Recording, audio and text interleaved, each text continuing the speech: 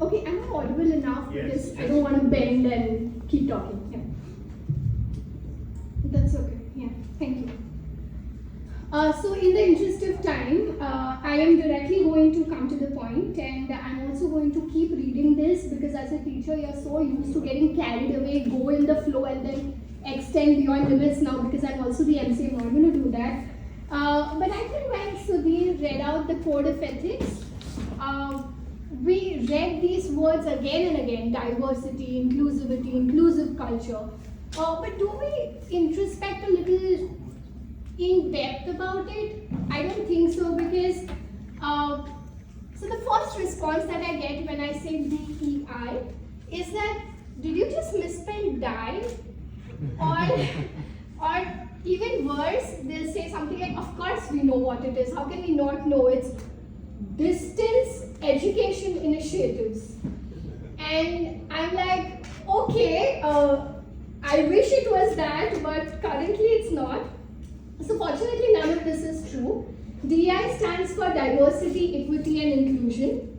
And I think all of us understand diversity very well, meaning that your workforce should be a good mix with men, women, young, old, different religions, different states, everyone coming together to make the place grow. Now we all, I think, agree with that, there is no doubt about that, but there's a little problem here. The greater the diversity, the greater the chances of discrimination. And India being one of the most diverse countries, the chances of discrimination are also quite a bit. So this is what exactly DEI is about. It is about eliminating all kinds of discrimination and still preserving the diversity. So what are these different kinds of discrimination that we are talking about? And most importantly, when did ASHRAE start talking about this so diligently? So the story goes back to 2020, which is the COVID times. Obviously, none of us can forget that time when a lot of Asian Americans, they started facing a lot of discrimination in the country because they just looked Chinese. And there were a lot of hate crimes happening. Now this almost coincided with the Black Lives Matter movement, where the murder of George Floyd, it raised an alarm in everyone's mind, and even so more in the HVAC industry, because ASHRAE initiated this, saying that, okay, we have been talking about women in ASHRAE, and that's very important because HVAC industry has just 2% women workforce, and I believe the gender ratio here says as well, no offense, but yeah, that's true. I'm not bluffing. So it is very important to open our eyes and ears to other kinds of discrimination and go far behind women in ASHRAE. That's where you have the DEI in place. And they started addressing it at a very grassroots level, starting with language. So things like, good evening everyone, ladies and gentlemen, no, not allowed, because what if you're not from the two genders that we know of? Even things like, if you can see in the slide where I have written racial, the slide shows where you have the black background and the white text in front. That was also, I just request everyone away, Pankaj, can you please maintain silence here? Yeah. Thank you. Sorry. So if you look at that tile over there, black background and with something white which is in the foreground, that was also discouraged because it means that white is more important than black, referring to the racial discrimination. So that's when the world started switching more and more to blue and white, which gives you enough of visibility, enough of readability, but it doesn't have this black-white theme in place. Coincidentally, it also aligns with what ASHRAE was already using as a color code for their slides. Even words like blackmail was discouraged, and a lot of other changes in the language. Now, anyone over here would feel, ye to baat ka batangad banana hai, like, why do you want to make mountain out of molehills? But actually, that's not the idea. The idea is just using these tools to draw the attention to these matters. It's like advertising. You draw the attention to these matters so that people become aware and they start talking about it. But if I ask you, does DEI even make sense to developing countries like India? a country where getting a job or getting a decent salary is a bigger problem than how DEI friendly a work environment is. I'm not even thinking about how people are going to treat me at my workplace. I'm more concerned about, will I be paid well? Will I get the job? These are our bigger problems. So, also getting a job done on the deadline is a far bigger problem than how polite did I sound when I demanded some work from someone. So these are our problems, which are so different from what happens in the West. Now, if you look at the West, there are all these kinds of discrimination that they are talking about. But if we look at the Indian context, in addition to the discriminatory keywords that were written in orange, the ones written in the center are DEI, are kinds of discrimination. So there are so many, but I won't highlight all of them. But I want to specifically highlight two. The one which is between the physical labor and the mental labor. Now when I say physical labor, I mean all our workers, technicians, anyone who's doing more physical job, even cleaners. When I say mental labor, it's probably all of us because we are able to understand what I'm speaking, hopefully, and things like that. So there is so much of discrimination even between these two. So while a mental labor sits on the cushioned chairs, the physical labor sits on the whole day on the plastic chairs that we've given them. And if that's not enough, we conveniently forget them on our annual picnics. Even if they come with us, they are there to serve us. And also, dining at annual dinners, we eat first and they eat next. So we don't realize, it is very easy for us to say, oh, treat everyone equally over here.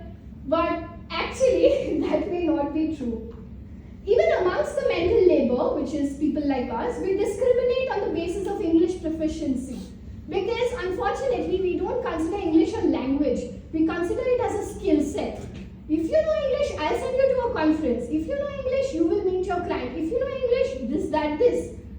And no matter how skilled the person is, it is the English litmus test that you have to go through to move ahead.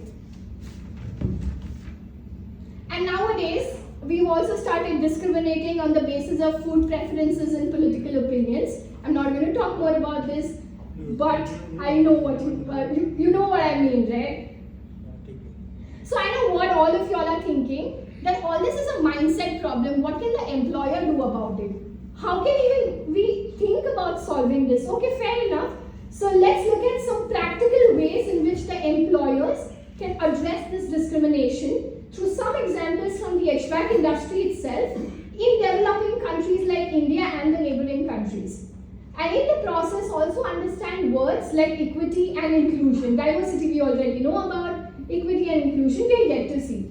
So every employer thinks that I'm treating everyone the same because I'm giving them equal salary, I'm giving everyone equal number of leaves. So how can I not be equal to them? But if you look a little further, in spite of treating everyone equally, some people have an advantage and some people have a disadvantage.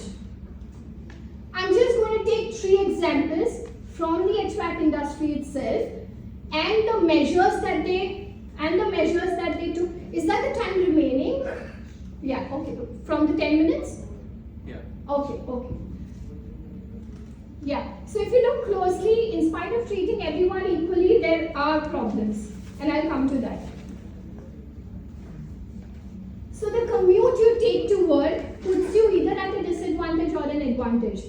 So in one of the cities, or not one of the cities, in fact many of the cities in India, Pakistan and a lot of neighboring countries, what happens is women are discouraged from taking transports which are overcrowded like trains and buses.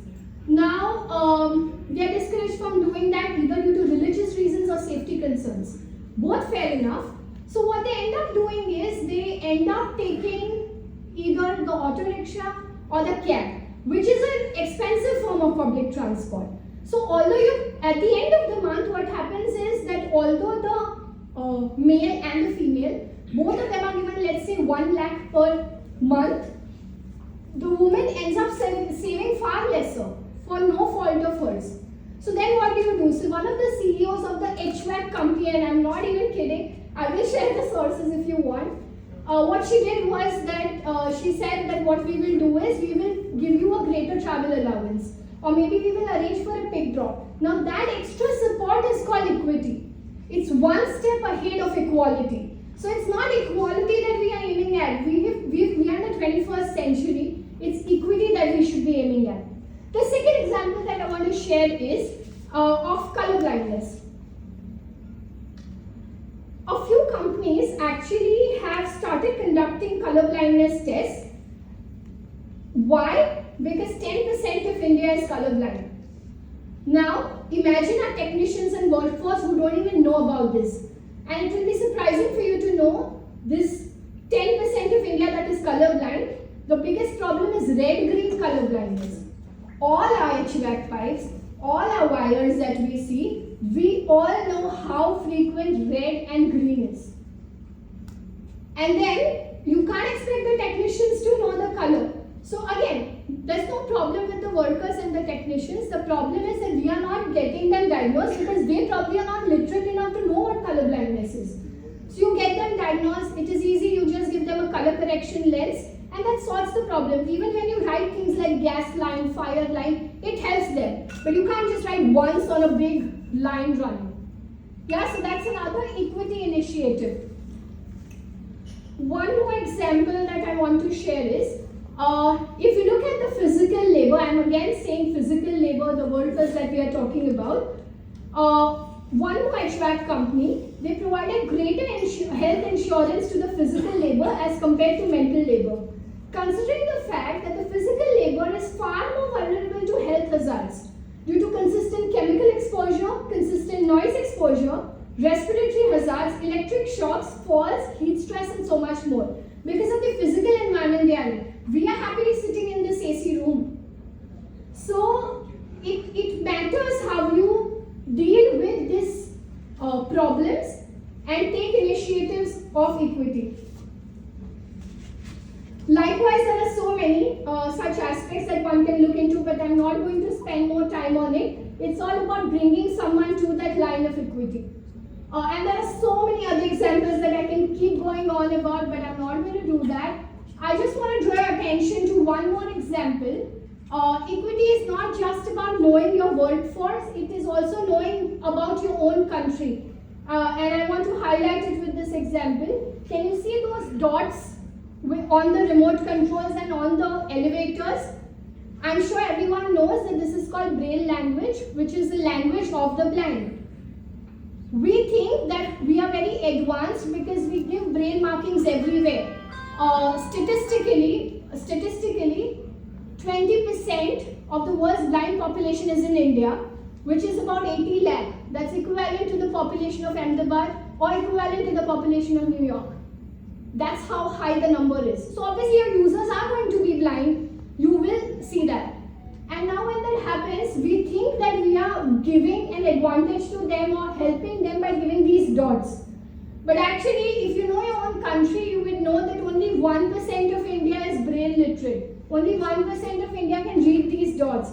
So actually, if you look at the second image where the English numbers are projected a little up, that is helping them more to know the number of the floor rather than those dots that you've given them.